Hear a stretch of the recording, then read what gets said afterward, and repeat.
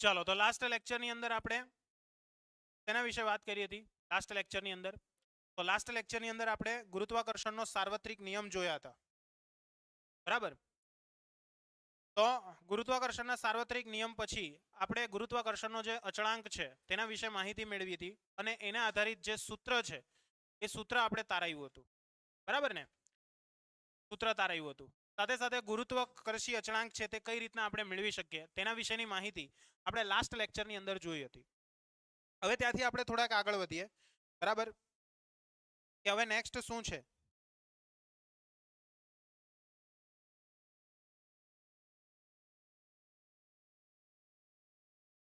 ચાલો તો હવે આપણે ત્યાંથી થોડાક આગળ વધીએ. ઉદાહરણ નંબર 1 ગઈકાલે જોઈ લીધેલું હતું. બરાબર, હવે ત્યાંથી આપણે આગળ વધીને ઉદાહરણ નંબર શું જોઈએ?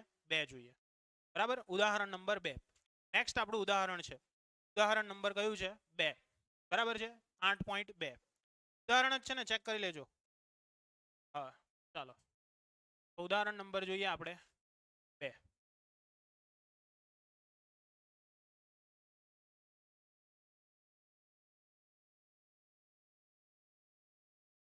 ચાલો તો ઉદાહરણ નંબર 8.2 વિશે આપણે વાત કરીએ તો સિમ્પલ ઉદાહરણ છે. ઉદાહરણ નંબર 8.2 ની અંદર કંઈ જ નથી. બરાબર, પપ્પુ છે, દસણ છે, હાવ.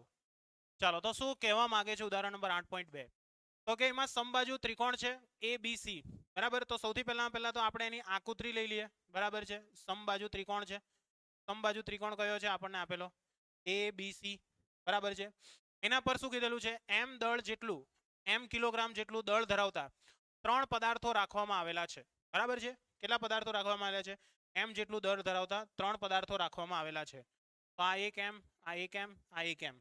બરાબર છે, એટલે m કરીને આપણે શું કરી દીધું? 3 પદાર્થો રાખી દીધા. આનું દળ પણ m છે, આનું દળ પણ m છે, આનું દળ પણ કેટલું છે? m છે. સમજ પડે છે ને કેમ છે? બરાબર, m છે, જોઈ લેજો. હવે શું કીધેલું છે અહીંયા આગળ? તો કે ભાઈ ત્રિકોણના મધ્ય કેન્દ્ર G પર 2m દળ પર કેટલું બળ લાગશે? એટલે મધ્ય કેન્દ્ર G છે તેના પર તમે શું કર્યું છે?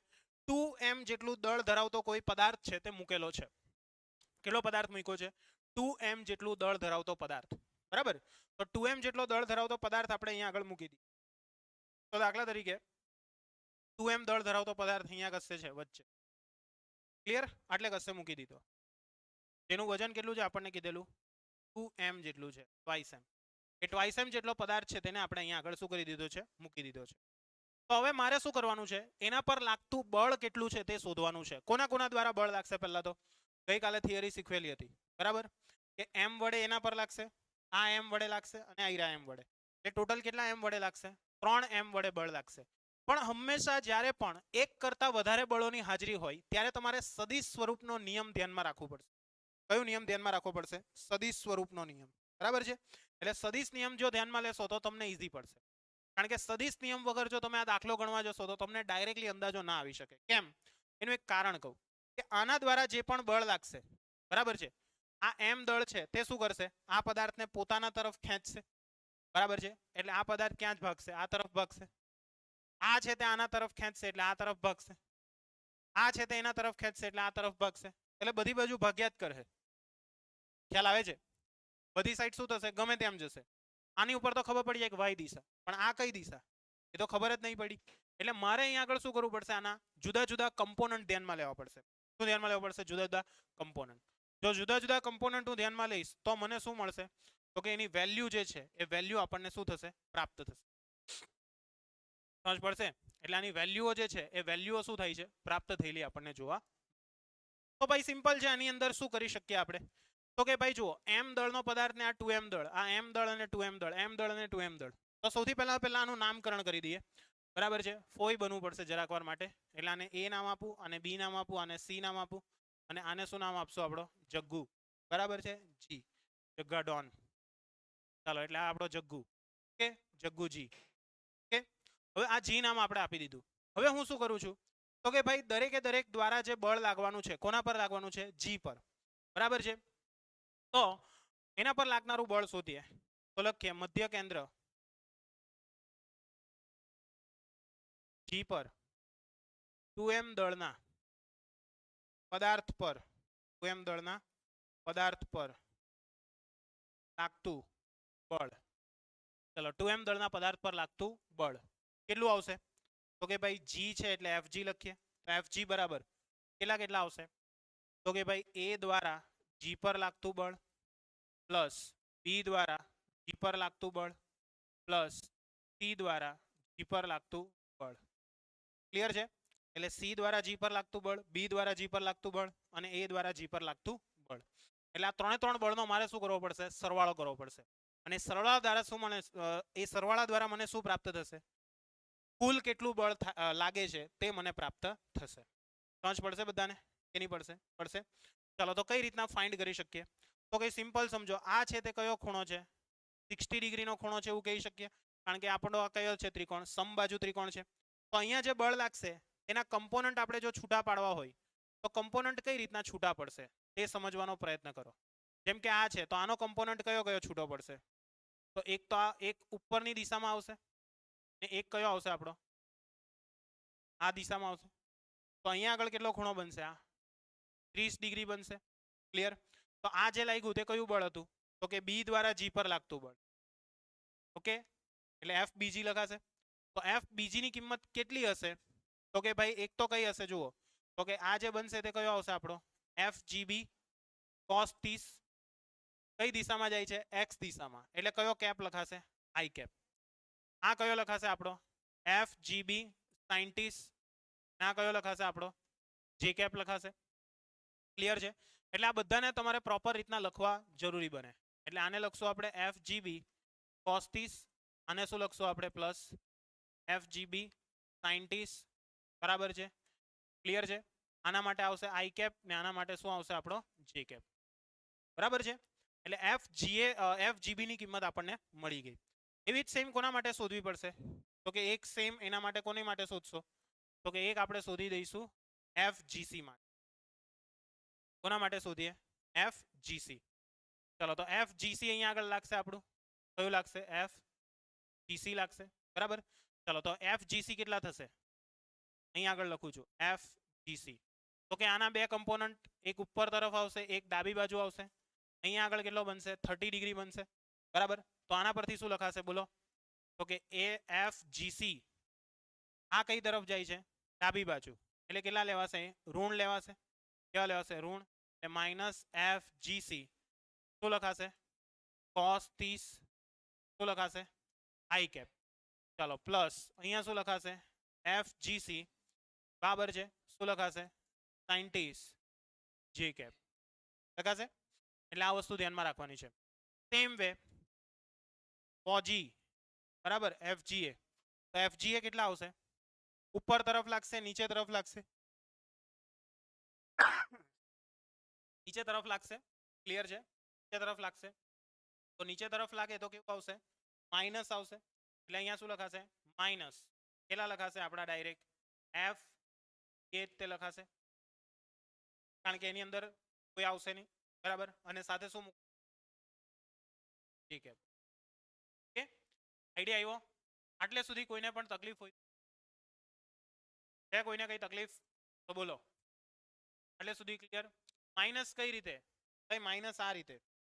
આ જે બળ લાગશે તે ક્યાં લાગશે? નીચે તરફ લાગશે. એટલા માટે. ઓકે, સમજ પડી કે નહીં પડી? પડી? આઈડિયા આવ્યો? માઇનસ જે દિશા છે એટલા માટે.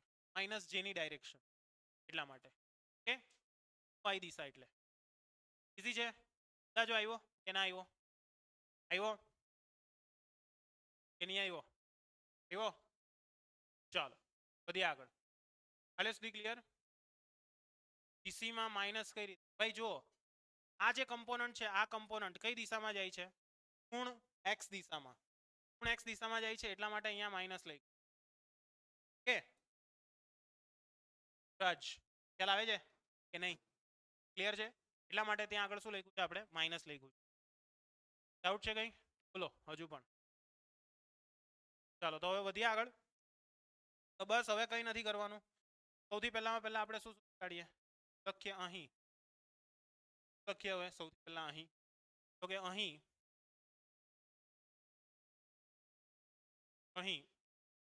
એફજીસી માટે આપણે લખવું છે. તો એફજીસી માટે લખવું હોય તો એફજીસી માટે તો કે અહીં FGA ઇક્વલ ટુ FG હોવાથી લખાશે F બરાબર FGA બરાબર FGB બરાબર FG ઇક્વલ ટુ લખાશે G M ઇન્ટુ લખાશે 2M લખાશે છેદમાં બંને વચ્ચેનું ડિસ્ટન્સ બંને વચ્ચેનું ડિસ્ટન્સ આપણે લઈ લઈએ D તેનો શું થઈ જશે સ્ક્વેર થશે એટલે શું થઈ જશે અહીંયા આગળ M સ્ક્વેર બાય શું લખાશે M square by D idea આવશે બધાને કે નહીં આવશે આવશે કોઈને પણ કઈ તકલીફ છે કોઈને પણ કઈ ડાઉટ છે નથી ને પૂછી લેજો ભાઈ કઈ પણ ડાઉટ હોય તો આવડશે ને આટલે ચાલો તો હવે આના ઉપયોગ કરીને આપણે શું કરીએ આ સમીકરણમાં કિંમત મૂકીએ આ જે છે તેને આપીએ સમીકરણ નંબર 1 આ છે આપણું દૂડી આ છે આપણું તીડી આ છે આપણી ચોક બરાબર છે આ બધાની કિંમત શેમાં મૂકી દી આ સમીકરણ 1 માં મૂકી લખીએ સમીકરણ 1 પર 1 પર ચાલો શું લખાશે બોલો FG is equal FGA કેટલા છે કે ભાઈ 2M સ્ક્વેર બાય શું લખાશે D સ્ક્વેર પ્લસ આઈડિયા આવ્યો ને એટલે સુધી લો આઈડિયા આવ્યો ને FGA અને એની સાથે કેટલા લેવા પડશે આપણે કે ભાઈ એની સાથે આપણે લેવા પડશે માઇનસ J અહીંયા કાઉન્સમાં પ્લસ GB ની કિંમત કેટલી છે FGB તો FGB જો અહીંયા છે FGB cos 30 I cap કેટલી છે FGB cos 30 I cap એટલે અહીંયા આગળ લખશું આપણે FGB ને કોમન કાઢી લઉં છું બ્રેકેટમાં cos 30 I cap plus 90 okay થઈ જશે ચાલો પ્લસ કેટલા થશે અહીંયા આગળ કે FGC માટે કેટલા લખાશે માઇનસ cos 30 I cap બરાબર છે પ્લસ 90 J cap થઈ જશે આટલું કે નહીં થશે ચાલો FGA બરાબર અરે ભાઈ સિમ્પલ સમજ અહીંયા આગળ સોરી કેપ લખાઈ ગયું મારે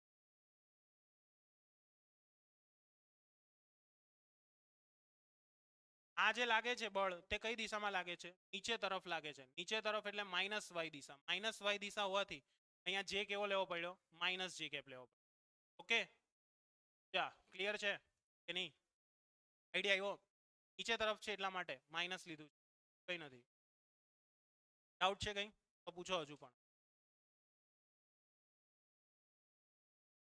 ક્લિયર નથી ને ઓકે ચાલો નેક્સ્ટ આગળ વધીએ તો આટલે સુધી ક્લિયર થયું તો હવે જો આ FGB GC બધું એટલે FG બરાબર ડાયરેક્ટલી લખવું હોય તો થઈ જશે કે ભાઈ 2M સ્ક્વેર બાય શું થઈ જશે બ્રેકેટમાં અહીંયા કેટલા આવશે minus J cap plus cos 30 I caret બરાબર છે પ્લસ 90 કેટલા થશે J caret minus cos 30 I cap plus 90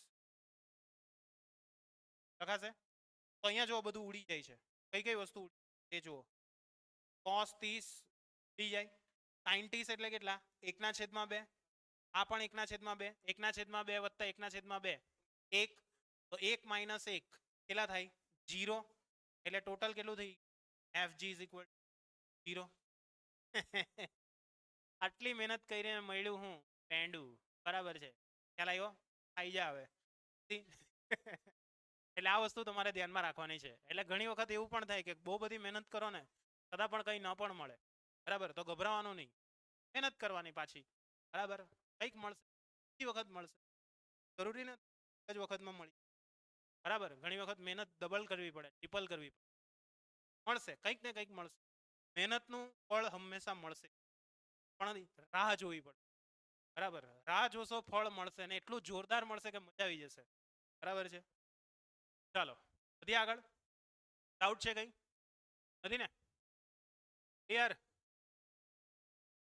બોલ દો ના જરા જલ્દી बताएंगे जल्दी से। बस समझ में आया कि नहीं आया बोल, आया कि नहीं? ક્લિયર એકદમ ઓકે। ચાલો નેક્સ્ટ, જો શિરોબિંદુ એ નું દળ બમણું કરવામાં આવે, આય હાય શું કરી દીધું, હવે દળ બમણું કરી દીધું, તો બમણું કરવાને કારણે શું થશે એ તમને પૂછ્યું, બરાબર છે? દળ કેવું કરી નાખ્યું છે આપણે, બમણું કરી નાખ્યું, તો બમણું દળ કરવાને કારણે શું તમે કોઈ કહેશો? આ જે છે તે ફક્ત શું થઈ જશે, 2m થઈ જશે, અહીંયા ફક્ત શું થશે, 2m થશે, એટલે મારે ફક્ત કેલ્ક્યુલેશનમાં કઈ જગ્યાએ 2m લેવું પડશે, જીએ જે છે ને જીએ બરાબર છે, ક્લિયર, એ જીએ ની અંદર m ની જગ્યાએ કેટલા લેવા પડશે, 2m લેવા પડશે, એટલે 2m નો સ્ક્વેર એટલે કેટલા થઈ જશે, 4m સ્ક્વેર થશે, બરાબર છે, 4m સ્ક્વેર એટલે અહીંયા 2gm સ્ક્વેર ની જગ્યાએ કેટલા આવશે, 4gm સ્ક્વેર આવશે, બરાબર છે, ઠીક છે, એટલે અહીંયા 4gm સ્ક્વેર થઈ જશે, બાકીનું બધું પદ કેવું રહેશે, સરખું રહેશે। ચાલો તો એ બતાવી દઈએ કઈ રીતના, તો લખીએ હવે એ શિરો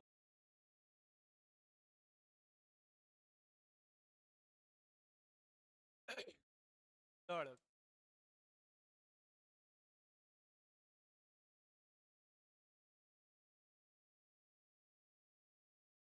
એફજી બરાબર શું થશે બોલો, એફજી બરાબર કે ભાઈ અહીંયા આગળ આવી જશે આપણા બાય ડી સ્ક્વેર, અહીંયા કેટલા આવશે, માઇનસ જી કેપ આવશે, બરાબર।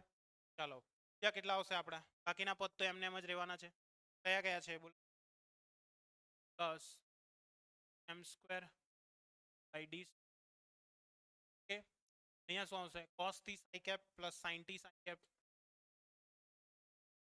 i cap plus sin t j cap, idea આવશે ને? ચાલો plus gm square by D બ્રેકેટમાં કેટલા આવશે અહીંયા આગળ, minus cos t psi cap minus i cap plus કેટલા આવશે,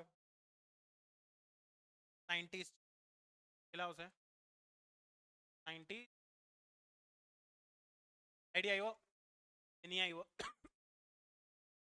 આવ્યો, ચાલો તો શું થઈ જશે અહીંયા આગળ, આ માઇનસ એમ સ્ક્વેર બાય શું થઈ ડી સ્ક્વેર જી કેપ પ્લસ આની અંદરથી શું થઈ જશે એ 2m સ્ક્વેર બ્રેકેટમાં આ બે તો કેન્સલ થઈ જશે, સાયન્ટિસ્ટ ને થઈ રહ્યા સાયન્ટિસ્ટ એટલે એક થઈ જશે, બાકી શું જી કેપ રહી જશે, આમ -4 પ્લસ કેટલા રહેશે, -2 રહેશે, એટલે અહીંયા જવાબમાં શું થઈ જશે, ફક્ત -m સ્ક્વેર બાય ડી આવશે, ઓકે। દળ બમણું કરી નાખશો તો આવો લોચો કે જે બળ 0 થતું હતું તે હવે 0 પણ કેવું થઈ જશે, લાગશે, કઈ દિશામાં લાગશે, કઈ દિશામાં, અહીંયા આગળ એવું જરૂરી નથી, ઘણી વખત આ જવાબ તમને પ્લસમાં પણ આપેલો હોય તો ગભરાવાનું નહીં, તો તમે જે સાઇન લીધેલી છે ફોર્સની સાઇન એ કેવી લઈ લેવાની, વિરુદ્ધ લઈ લેવાની, બરાબર છે, એટલે બહુ ગભરાતા નહીં, ક્લિયર, જો પ્લસમાં હોય તો પણ કંઈ ટેન્શન લેવાનું, સમજ પડી, એટલે આપણે અહીંયા જે ફોર્સની સાઇન લીધેલી છે એ ચોપડી કરતાં અલગ હોય તો આપણો જવાબ એનાથી થોડોક અલગ આવે, અને જો આપણે એના જેમ જ લીધેલું તો આપણો જવાબ એ રીતનો આવે, ઓકે, આઈડિયા આવ્યો કે નહીં આવ્યો, આવ્યો, ડાઉટ છે કંઈ તો પ્લીઝ પૂછજો, ચાલો બોલાતું નથી એટલે આ માઇક ભેરવેલ ફરીને છે ને ફેરવાઈ ગયેલું છે, ચાલો ઠીક છે, આઈડિયા આવ્યો કે નહીં આવ્યો, આવ્યો ને, થમ્સઅપ કરી દેજો ભાઈ, સમજ પડી ગઈ હોય તો, પેપ્સી પી, ચાલો ચલો ક્લિયર, ક્લાસ નોટ એપમાં ચેક કરાવી લો ભાઈ આજે, બસ કે નહીં આજે નીટનો નથી ભાઈ, હું સોમવારે લઈશ, બરાબર, કાલે સોરી ભાઈ હું માંદો થોડુંક છે ને આ ગળું બેસી ગયેલું છે એટલા માટે આજે આ માઇક લઈ આવ્યો સ્પેશિયલ, કે આજે નીટનો ક્લાસ નહીં હશે, સોમવારથી તમારું બધું કન્ટિન્યુ કરી, બરાબર, સોમવારથી બધું કમ્પ્લીટ કન્ટિન્યુ થઈ જાય. હમણાં જરાક લોડ વધી ગયો છે એટલે બરાબર. ચલો વધી આગળ. ક્લિયર છે? ચલો નેક્સ્ટ. એના પછી કયું છે? ક્યાં છે એમ?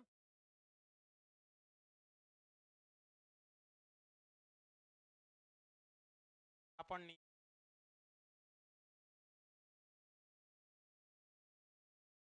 ચલો પહેલા એક થિયરી લેવી પડશે કે આ બધા દાખલા થશે.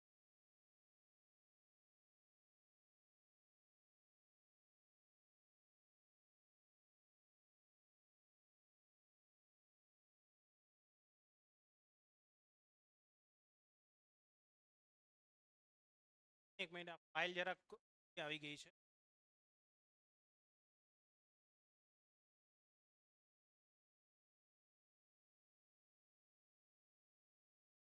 ચાલો અત્યારે આપણે એક થિયરી જોઈએ બરાબર. ફાઇલ જરાક અલગ બની ગયેલી છે. એક થિયરી જોઈ લઈએ. પૃથ્વીથી ઉદ્ભવતો ગુરુત્વ પ્રવેગ બરાબર છે. એરિયા તમારી થિયરી છે. પૃથ્વીથી ઉદ્ભવતો ગુરુત્વ પ્રવેગ બરાબર. તેને આપણે સમજવાનું છે. બહુ ઇઝી છે થિયરી, આરામથી આવડી જાય બરાબર. તો આને આપણે સમજ, બહુ સિમ્પલ થિયરી છે. ચાલો તો પૃથ્વીથી ઉદ્ભવતો જે ગુરુત્વ પ્રવેગ છે તેના ઉપર આપણે થોડુંક ડિસ્કશન કરીએ.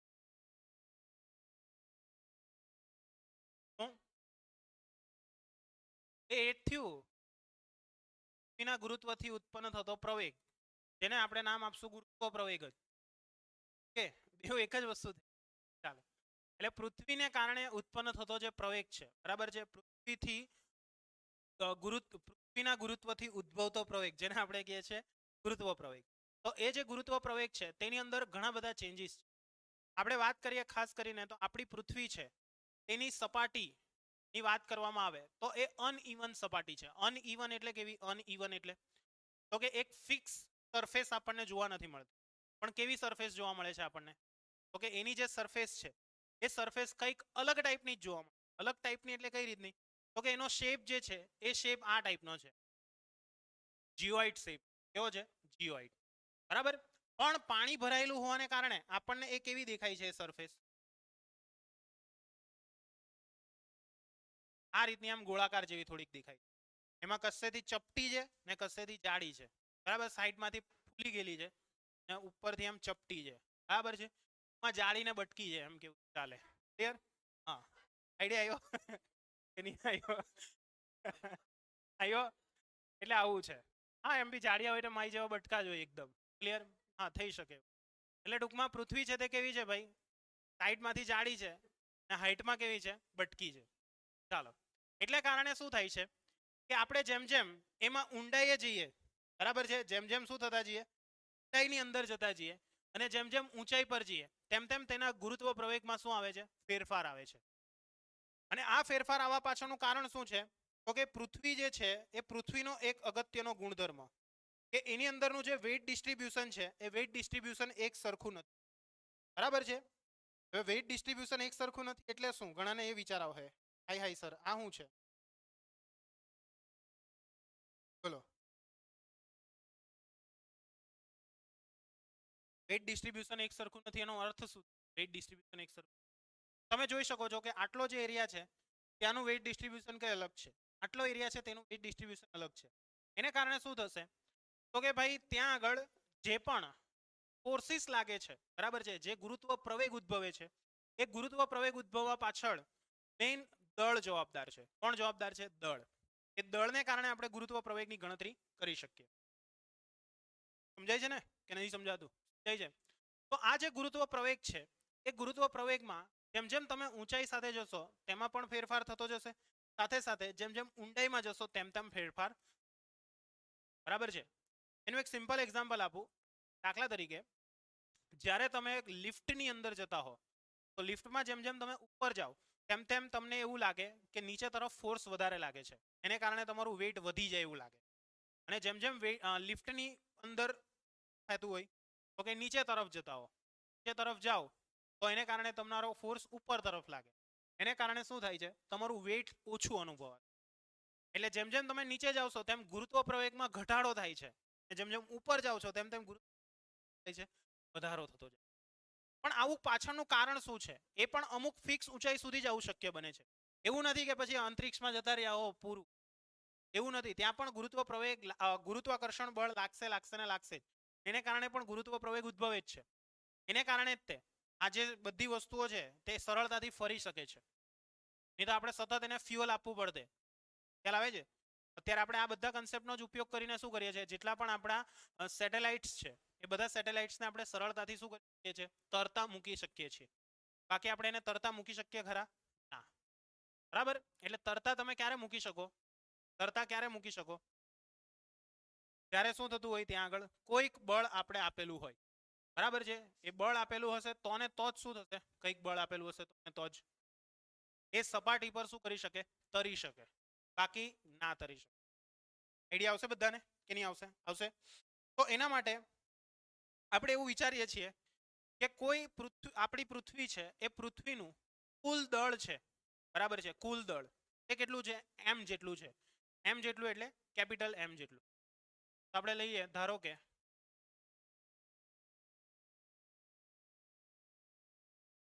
કુલ દળ કેપિટલ એમ છે. બરાબર છે? કુલ દળ કેટલું છે? કેપિટલ એમ છે. અને જે કેન્દ્ર પર કેન્દ્રિત થયેલું છે. ક્યાં કેન્દ્રિત થયેલું છે? એના કેન્દ્ર પર. બરાબર છે? એટલે આના પરથી લખી શકીએ તેથી પૃથ્વીના કેન્દ્ર પરનું કેન્દ્ર પરનું કુલ દળ કેપિટલ એમ બરાબર mr લેતા. ઓકે, કુલ દળ કેટલું લઈ લઈએ? mr જેટલું લઈ લઈએ. આઈડિયા આવશે બધાને કે નહીં આવશે? આવશે. હવે આપણી પાસે કોઈ એક પદાર્થ છે. એ કોઈ પદાર્થનું દળ સ્મોલ એમ છે. ઓકે, કોઈ પદાર્થ એ ક્યાં છે? જેનું દળ સ્મોલ એમ છે. તેથી કુલ બળ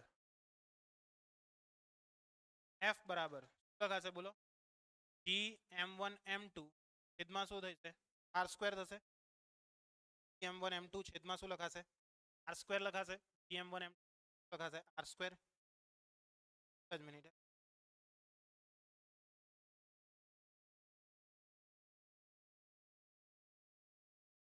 ચાલો Gm1 m2 છેદમાં શું? તો m ની કિંમત કેટલી લખશું આપણે? કે g સ્મોલ m. m ની કિંમત કેટલી આવશે? mr છેદમાં બંને વચ્ચેનું ડિસ્ટન્સ. તો બંને વચ્ચેનું ડિસ્ટન્સ કેટલું લઈએ આપણે? r જેટલું. કેટલું લઈએ? r જેટલું. અહીંયા કેટલા થઈ જશે? r square. તો આને આપણે આપી દઈશું સમીકરણ નંબર કેટલું આપી દઈશું? સમીકરણ નંબર. આઈડિયા આવશે બધાને કે નહીં આવશે? આવશે. કોઈને પણ કઈ ડાઉટ છે પ્લીઝ પૂછી લેજો. નથી ને આટલું? બરાબર. ચાલો હવે આપણે નેક્સ્ટ આગળ વધીએ. આ સૂત્ર આપણે શેના માટે લીધું? તો કે આપણી પૃથ્વી છે તેનું દળ કેન્દ્રિત થયેલું હતું. કેટલા અંતરે કેન્દ્રિત થયેલું હતું? r જેટલા અંતરે. સોરી, કેન્દ્ર પર કેન્દ્રિત થયેલું હતું. અને એનું કેટલું દળ લીધેલું હતું? mr જેટલું. બરાબર છે? અને ત્યાં આગળ કોઈ પદાર્થ સ્મોલ m જેટલો આવેલો છે. અને એ સ્મોલ m ને કારણે કુલ જે બંને વચ્ચે લાગનારું બળ છે એને આપણે કયું બળ કહીએ છીએ? ગુરુત્વાકર્ષણ બળ. ક્લિયર? એ બળ કેટલું થશે આપણું? ગુરુત્વાકર્ષણ બળ. તો કે ભાઈ F બરાબર G small m into capital M R into છેદમાં કેટલા આવશે? r square. હવે આપણે અહીંયા આગળ જોઈએ તો અત્યારે હાલમાં પૃથ્વી જે છે એ કેવી છે? તો કે દરેક જગ્યા પર એની ઘનતા જે છે તે અલગ અલગ છે. દરેક જગ્યા પર એની ઘનતા કેવી છે? અલગ અલગ છે. પણ માની લો અમુક સમય માટે કે આપણી પૃથ્વી છે એની ઘનતા એક સરખી છે. પૃથ્વીની ઘનતા કેવી ધ્યાનમાં લઈએ? એક સરખી. બરાબર છે? તો લખીએ ધારો કે ધારણા છે, રિયલમાં આવું કઈ છે નહીં, પહેલા જ કહી રહ્યો. પૃથ્વીની ઘનતા દરેક જગ્યા પર કેવી છે? અલગ અલગ છે. પણ આપણે એવું માનીએ છીએ ધારો કે પૃથ્વીની ઘનતા કેવી છે? એક સરખી છે. લખીએ ધારો કે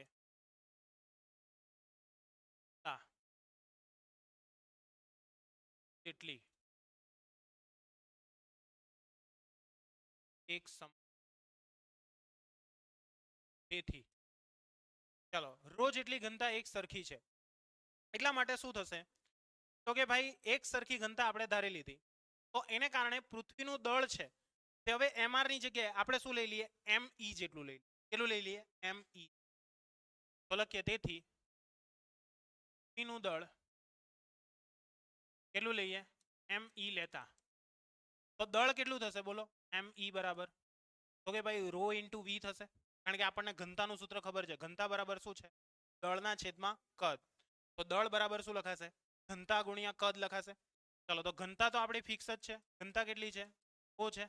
કદ કેટલું આવશે, તો કે પૃથ્વીને આપણે શું ધાર્યો છે, ગોળો ધાર્યો છે, એટલે શું લખાશે, 4/3 પાય આર ક્યુબ લખાશે. શું લખાશે, 4/3 પાય આર ક્યુબ લખાશે. સમજ પડશે ને, એની પડશે પડશે.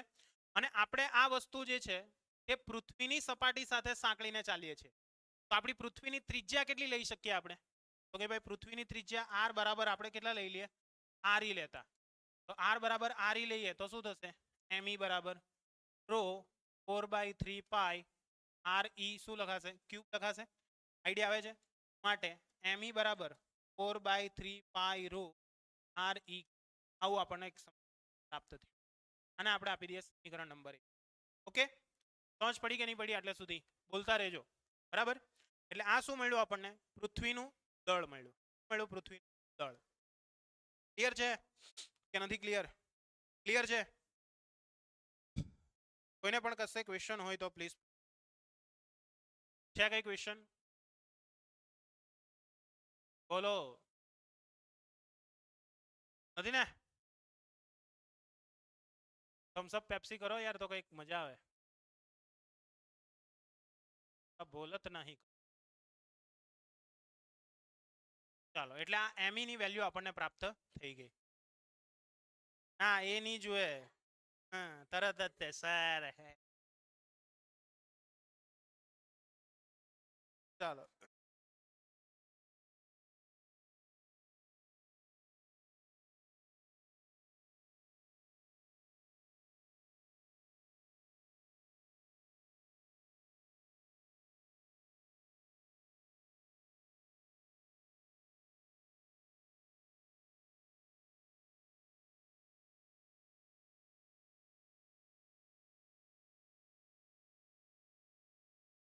ચાલો નેક્સ્ટ વધીએ આગળ.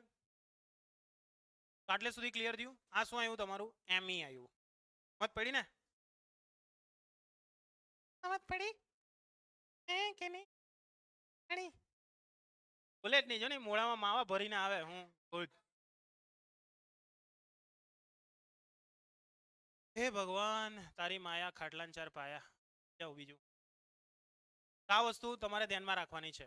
હવે જુઓ, આટલી વસ્તુ આપણે કમ્પ્લીટલી ધ્યાનમાં લઈ લીધી. હવે હું શું કરું છું, ઓકે જુઓ, આ આપણે mr લીધેલું, mr એટલે શું, તો કે પૃથ્વીના કેન્દ્ર પર સંકળાયેલું હતું તે.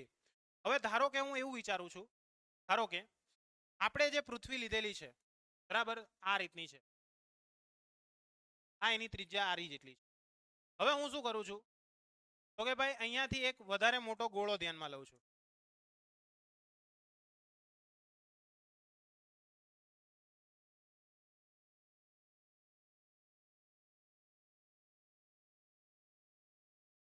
આ રીતના એક ગોળો ધ્યાનમાં લીધેલો છે, બરાબર છે. જેની ત્રિજ્યા કેટલી છે, તો કે જેની ત્રિજ્યા પણ આર જ છે, બરાબર છે. અને એનું દળ ધારી લઉં છું હું mr. કેટલું ધારી લઉં છું એનું, mr. તો આના માટે મારાથી લખવું હોય તો શું લખી શકાય, mr બરાબર, આના માટે mr બરાબર શું લખાશે, જેવી રીતના આપણે me લખ્યું તેને લીધે mr લખવું હોય તો શું લખી શકીએ, તો કે ભાઈ જુઓ આટલું તો કોમન રહેશે, 4/3 પાઈ રો. આર ની જગ્યાએ શું આવી જશે, ફક્ત આર ની જગ્યાએ શું આવી જશે, આર ક્યુબ આવી જશે, 4/3 પાઈ રો. આર ની જગ્યાએ શું આવી જશે, આર ક્યુબ આવી જશે, કારણ કે અહીંયા આગળ ત્રિજ્યા કેટલી છે આપણી, આર લીધેલી છે. નહીં સમજ પડી, પડી એ હું ડાન્સ કરે એ શું છે. ચાલો ઈઝી છે. ચાલો એટલે આ mr ની કિંમત આપણને મળી. તો આપણે જે સૂત્ર લાવ્યા હતા, કયું સૂત્ર લાવ્યા હતા, mr વાળું એક ઇક્વેશન હતું આપણું, યાદ છે કયું હતું, f બરાબર gm mr બાય શું હતું, r સ્ક્વેર હતું. જોઈ લો છે. તો એમાં mr ની કિંમત ધારો કે આટલી મૂકી દઉં તો શું થઈ જશે f બરાબર કે gm બાય r સ્ક્વેર આની વેલ્યુ મૂકો તો કેટલા થશે 4/3 પાઈ રો ઇન્ટુ કેટલા આવશે r ક્યુબ આવશે ચાલો હવે આને જરાક સેટિંગ કરીને લખીએ બરાબર છે ચાલો સેટિંગ કરો આની સાથે શું આવશે f બરાબર gm r સ્ક્વેર બરાબર છે સોરી r સ્ક્વેર પછી લખીએ 4/3 અહીંયા આવશે પાઈ બરાબર છે અહીંયા આવશે રો r ક્યુબ ના છેદમાં r સ્ક્વેર થઈ ગયું r ક્યુબ ના છેદમાં શું થઈ ગયું r સ્ક્વેર ઈઝી છે કે નથી ઈઝી ઈઝી ચાલો તો હવે આની જગ્યા પર મારાથી શું લખી શકાય એવું છે તે તમારે મને જણાવવાનું છે બોલો શું લખી શકીએ આની અંદર અહીંયા આગળ કંઈક સૂત્ર બને છે ચેક કરો કયું સૂત્ર બને છે આની અંદરથી કંઈક સૂત્ર બનતું હોય તેવું કંઈક બતાવો ભાગ્યું લસ અહીંયા આગળ મારે m લાવો છે સ્મોલ m e લાવો છે m e લાવો હોય તો કઈ રીતના લાવી શકાય m e લાવો છે તો m e માં જુઓ ચેક કરો m e ની અંદર શું લખી શકીએ આપણે m e નું સૂત્ર શું હતું 4/3 પાઈ રો એવું કંઈક હતું ઇન્ટુ કેટલા હતા આપણા r e ક્યુબ હતા તો હું જુઓ 4/3 પાઈ રો છે અહીંયા છે 4/3 પાઈ રો એની જગ્યાએ શું લખી શકાય મારાથી તો કે m e જે છે તે લઈ શકીએ મારાથી શું લઈ શકીએ m e લઈ શકીએ બરાબર છે તો અહીંયા આગળ આપણે m e લઈએ તો શું થઈ જશે જુઓ તો કે 4/3 પાઈ રો ઇઝ ઇક્વલ ટુ અહીંયા શું થઈ જશે m e ના છેદમાં r e ક્યુબ થઈ જશે m e ના છેદમાં શું થઈ જશે r e ક્યુબ થઈ જશે એટલે આ જે બેઠી વેલ્યુ છે તે અહીંયા આગળ આપણે રાખી દઈએ તો શું થઈ જશે f બરાબર તો કે gm જોઈ લેજો હે gm વાળા ખાસ જોજો આ કેન્સલ થઈ જશે ઇન્ટુ કેટલા રહી જશે r રહી જશે ઇન્ટુ કેટલા રહી જશે r તો બાકી કેટલું રહી ગયું બોલો 4/3 પાઈ રો રહી ગયું 4/3 પાઈ રો ની સમજ પડી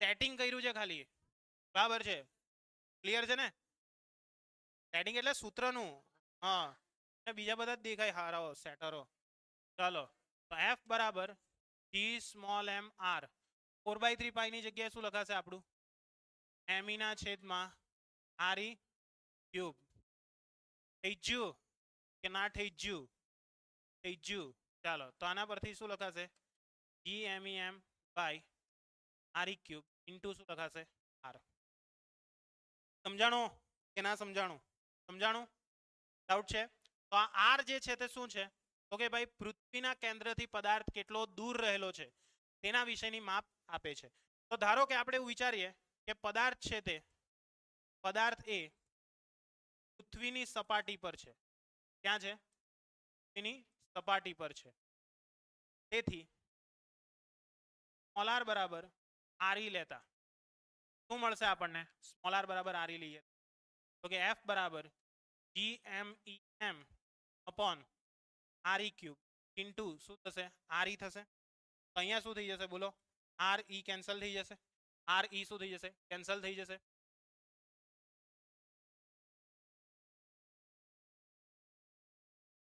સર એ જ સૂત્ર પરથી પાઈની વેલ્યુ મેળવી શકાય પણ પાઈની વેલ્યુની કેમ જરૂર છે આપણે મેળવી શકાય પાઈની વેલ્યુ મેળવી શકાય પણ પાઈની વેલ્યુની જરૂર છે એમ મેળવી શકાય કઈ વાંધો નહીં ચાલો તો આના પરથી શું થઈ જશે બોલો f નું સૂત્ર શું મળશે આપણને કે f બરાબર gmme by r e square થશે ચાલો હવે આપણી પાસે f નું એક સૂત્ર છે f બરાબર mg કારણ કે આપણે અહીંયા ગુરુત્વ પ્રવેગને ધ્યાનમાં લેવાનું છે ને એટલે શું આવશે f બરાબર mg ધ્યાનમાં લેવું પડશે ચાલો તો f બરાબર હું mg ધ્યાનમાં લઉં તો શું મળશે આપણને સૂત્ર f બરાબર mg ધ્યાનમાં લેતા તો શું થશે અહીંયા આગળ mg બરાબર g small m e by શું થશે r e સ્ક્વેર થશે તો આના પરથી શું ઉડી ગયું જુઓ mm કેન્સલ તો આના પરથી તમને શું મળ્યો પૃથ્વીનો ગુરુત્વ પ્રવેગ g બરાબર પૃથ્વીનો ગુરુત્વ પ્રવેગ g બરાબર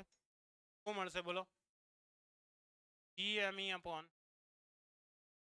r e square okay gme upon r e square okay perfect કે નથી ક્લિયર ક્લિયર તો આ જે g આવ્યો તે કોના માટે હતું આ g જે છે તે ગુરુત્વ પ્રવેગનો g બરાબર, એટલે ગુરુત્વ પ્રવેગ માટે સિમ્પલ સૂત્ર યાદ રાખવાનું છે, Gme/re². એટલે કે પૃથ્વીની સપાટી પર ગુરુત્વાકર્ષણ બળનું મૂલ્ય, ગુરુત્વ પ્રવેગનું મૂલ્ય કેટલું આવશે? Gme/re². અને આની વેલ્યુ પણ સૌ પ્રથમ વખત હેનરી કેવેન્ડિશ નામના વૈજ્ઞાનિકે શોધી હતી અને એના દ્વારા એણે પૃથ્વીનું વજન કર્યું હતું. હાય બરાબર છે, પૃથ્વીનું વજન આની પરથી એણે શું કરી નાખ્યું હતું? શોધી કાઢ્યું હતું. શોધવું છે આપણે, શોધી કાઢીએ, આરામથી શોધાશે. ના પાડે એમ કે સાહેબ તો એમ કે વજન કાંટો લઈને 100% પૃથ્વી માપી જ લેવાના એમ કે. આ તો અલા લસણો જરાક જુઓ તો ખરા, જ રહેવું છે બસ, ફિઝિક્સ ને સમજવું જ નથી, ઓખવું છે ખાલી. તો જુઓ Gme/re², આ આપણી પાસે સૂત્ર છે. મારે શું શોધવાનું છે? પૃથ્વીનું દળ શોધવાનું છે. તો હું શું કોને કરતા બનાવી દઉં? પૃથ્વીના દળને કરતા બનાવી દઉં તો શું મળશે આપણને? Gre²/g. ચાલો g ની કિંમત છે તમારી પાસે, કેટલી છે? 9.8. પૃથ્વીની ત્રિજ્યા 6400 કિલોમીટર, કેટલી છે? 6400 કિલોમીટર.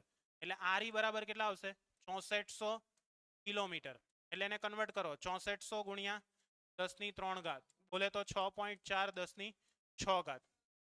એટલે 6.4 10⁶ તેનો સ્ક્વેર. સ્મોલ g ની કિંમત કેટલી આવશે? Small g, sorry capital G 6.67 10⁻11. કરો કેટલા આવશે? me. कितना आएगा बे? me. देखो, बोलो और कहो.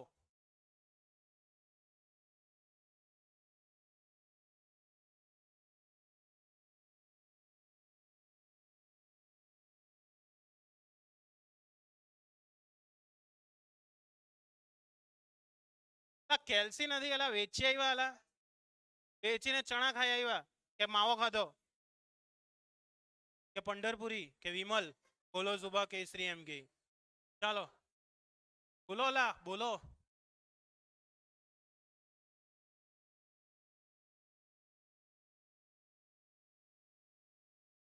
બધા ડેશ છે એક કે એક.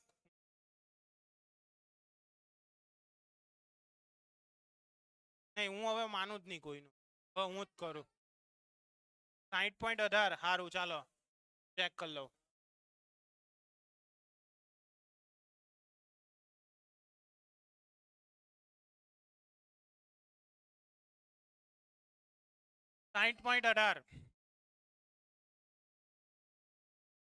પેલા એક એક ડેશ ભરેલા છે અહીંયા. 6 નો 12 ને 11, 12 ને 11 કેવા થશે? 23. એટલે me કેટલા આવશે? 6 ગુણ્યા 10⁻24 કિલોગ્રામ. યાદ રાખજો, આ દળ પૃથ્વીનું, બરાબર. એટલે આ રીતના એને આ દળ શોધ્યું હતું. કોણે? હેનરી કેવેન્ડિશે. કોને? હેનરી કેવેન્ડિશ, બરાબર છે. એટલે હેનરી કેવેન્ડિશ નામના વૈજ્ઞાનિકે આ રીતના શું શોધી કાઢ્યું હતું? પૃથ્વીનું દળ શોધી કાઢ્યું હતું. બરોબર કે નોટ બરોબર? બરોબર. આ રીતના એને પૃથ્વીનું દળ શોધ્યું હતું. કોને? હેનરી કેવેન્ડિશે. હે ક્યાં છે 2h? બે ડેશ, તારી આંખ છે કે હું છે? આ 24 લખેલા છે તો એમ કે 2h.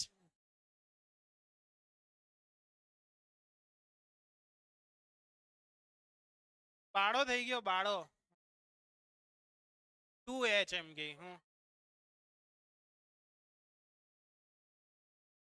100% કંઈક બીજું જ સમજતો છે આ, મને એવું લાગે છે. હવે હું તને કોઈ ખત મોકલેલા હોય, બરાબર, लिखे जो खत तुझे जो तेरी याद में हजारों रंग के नजारे बन गए, सवेरा जब हुआ तो फूल खिल गए और रात आई तो नजारे बन गए. એના જેવું છે. હે હા, એના માટે નજારે છે એમ, મેં એમ તો બોલ્યો એટલે એમ ખબર પડે ને. ચાલો વધીએ આગળ. 6 ગુણ્યા 10⁻24. કઈ નહીં થાય. ચાલો એટલે સુધી ક્લિયર? ઓકે બાળકો, તો હવે આપણે સપાટીની નીચે જઈએ તેમ શું ફેરફાર થાય ને સપાટીમાં ઉપર જઈએ તેમ તેમ શું ફેરફાર થાય તેના વિશે આપણે માહિતી મેળવવાની છે, બરાબર છે. એટલે ઊંચાઈ સાથે ગુરુત્વ પ્રવેગમાં થતો ફેરફાર ને ઊંડાઈ સાથે ફેરફાર એ આપણે જોઈએ, બરાબર છે. હવે સૌથી પહેલા આપણે ક્યાં જઈએ? ચાલો ક્યાં જવું છે બોલો પહેલા તો?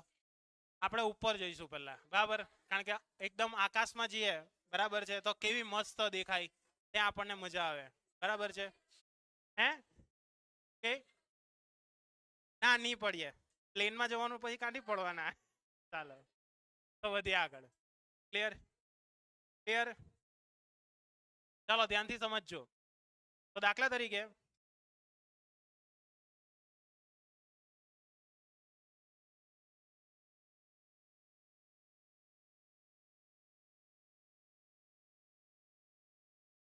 ચલો પૃથ્વીની સપાટીથી ઉપર તરફ જઈએ તેમ તેમ ગુરુત્વ પ્રવેગ. તો સિમ્પલ છે, જુઓ આ આપણી પૃથ્વીની સપાટી છે, બરાબર છે? ધ્યાનથી સમજજો. રોડ ની અલા હા એવું થાય થાય જીવન છે, અલા ચાલ્યા કરે એવું.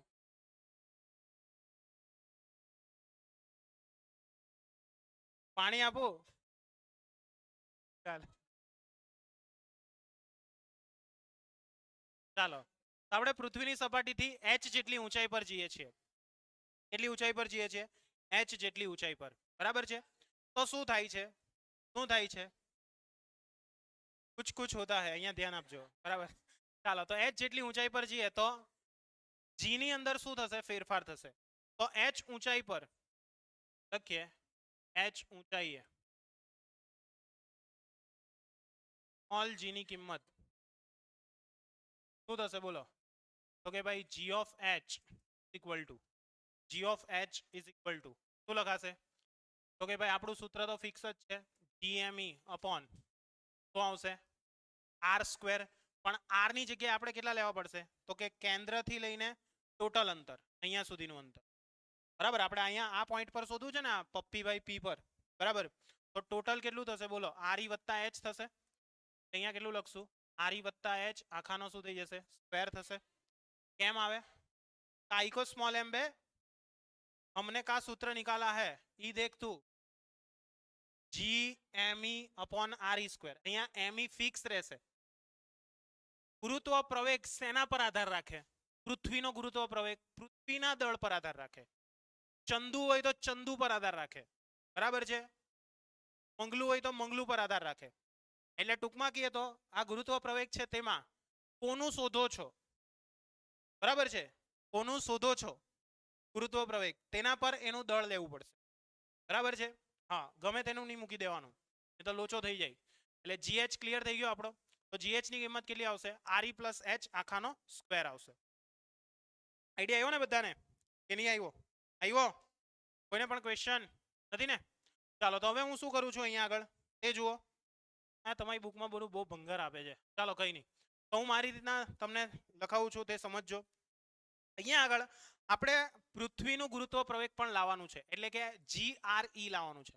એટલે મારે અહીંયા આગળ છેદમાંથી શું જોઈએ છે? RE સ્ક્વેર કંઈ પણ હિસાબે કોમન કાઢવો પડે એવો છે. શું કોમન કાઢવું પડે એવું છે? RE square. તો RE સ્ક્વેર કોમન કાઢવો હોય તો હું કઈ રીતના કાઢી શકું?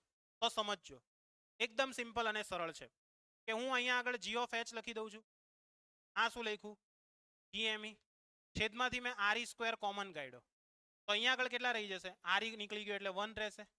અહીંયા કેટલા રહેશે? h ના છેદમાં RE આખાનો શું થઈ જશે? સ્ક્વેર થઈ જશે. હવે જો આનું સાદુરૂપ આપશો તો પાછું એનું એ જ થઈ જશે. નિયમત પડી પડી. ચાલો તો આના પરથી શું થશે? g of h is equal to અહીંયા આગળ જુઓ, આ GME અપોન કેટલા આવશે? અહીંયા આગળ RE સ્ક્વેર. આ બધું ઉપર જાય એટલે શું થશે? 1 પ્લસ h અપોન RE આખાની કેટલી થઈ જશે? -2 થઈ જશે. કેટલી થઈ જશે? -2 થઈ જશે. આઈડિયા આવશે? તો હવે આ જુઓ, આ પદ કોનું બન્યું? આ પદ શું બન્યું? તો કે આપણો પૃથ્વીનો ગુરુત્વ પ્રવેગ આવી ગયો સ્મોલ g, એટલે એની જગ્યા પર શું લખી દઈએ? તો કે g of h is equal to g of RE બ્રેકેટમાં 1. હવે આ -2 આગળ આવી જાય એટલે શું થઈ જશે? 2h અપોન શું થઈ જશે? RE. તો આ જે આવ્યું તે તમને શું આપ્યું? ઊંચાઈ h સાથે ગુરુત્વ પ્રવેગ g માં થતો ફેરફાર, અથવા h ઊંચાઈએ ગુરુત્વ પ્રવેગ કેટલો છે તે તમે શોધી શકો. આવડ્યું સૂત્ર કે ના આવડ્યું? આવડ્યું. એટલે જ્યારે પણ કોઈ પદાર્થ ઉપર હોય, પૃથ્વીની સપાટી પર હોય, બરાબર? જો પૃથ્વીની સપાટી પર વાત કરી હોય તો તમારે કયું સૂત્ર લેવાનું? કર્યું બરાબર જી બરાબર જીએમઈ અપોન આર સ્ક્વેર. પૃથ્વીની સપાટીથી ઉપર જતો હોય તો કયું સૂત્ર લેવાનું? અયરુઆ સૂત્ર લેવાનું. ઓકે 2h અપોન આર વાળું. અને જો હવે આપણે અંદર જઈએ દરિયાની અંદર તો એનું સૂત્ર કયું તે આપણે નેક્સ્ટ લેક્ચરમાં જોઈએ. બરાબર છે સર? અમારી સ્કૂલના સરે 3 પેજ લખાવ્યા છે ભાઈ. 3 પેજની જરૂર નથી, આ સિમ્પલ સમજો. બરાબર છે? આઈડિયા આવ્યો કે નહીં આવ્યો? આવ્યો? ડાયરેક્ટલી થાય એવું છે પછી શું કરવા 3 પેજ લખાવું હું? પણ એમ જોવા જાય તો 3 પેજ થઈ જાય મારા હો, કારણ કે એમાં તમારા સરે લગભગ બધું જ તે લખાયું હશે એટલા માટે. બરાબર? સ્મોલ જી ની કિંમત કઈ રીતના આવી, સાથે સાથે ઊંચાઈ સાથે ફેરફાર કઈ રીતના થાય, ઊંચાઈ સાથે કઈ રીતના ફેરફાર થાય, એ બધું જ તમે લીધું હશે. ઓકે, એટલે આ વસ્તુ ધ્યાનમાં રાખજો. ક્લિયર? તો નેક્સ્ટ આપણે લેક્ચરની અંદર જોઈએ, તેમાં દાખલા આવશે હવે. બરાબર? આજે આટલું અટકાવીએ, મળીએ નેક્સ્ટ લેક્ચરમાં. બાય, જય હિન્દ. ઓકે, હવે આપણે મળીશું સોમવારે. બરાબર છે? નેક્સ્ટ રવિવારથી તમારા એક્સ્ટ્રા લેક્ચર હું સ્ટાર્ટ કરીશ. બરાબર? જે મારી થોડી ઘણી રજા પડી છે, થોડી ઘણી તો નહીં કહેવાય, બહુ બધી રજા પડી છે, તે આપણે કવર કરીશું. ઓકે, ચાલો બાય, જય હિન્દ.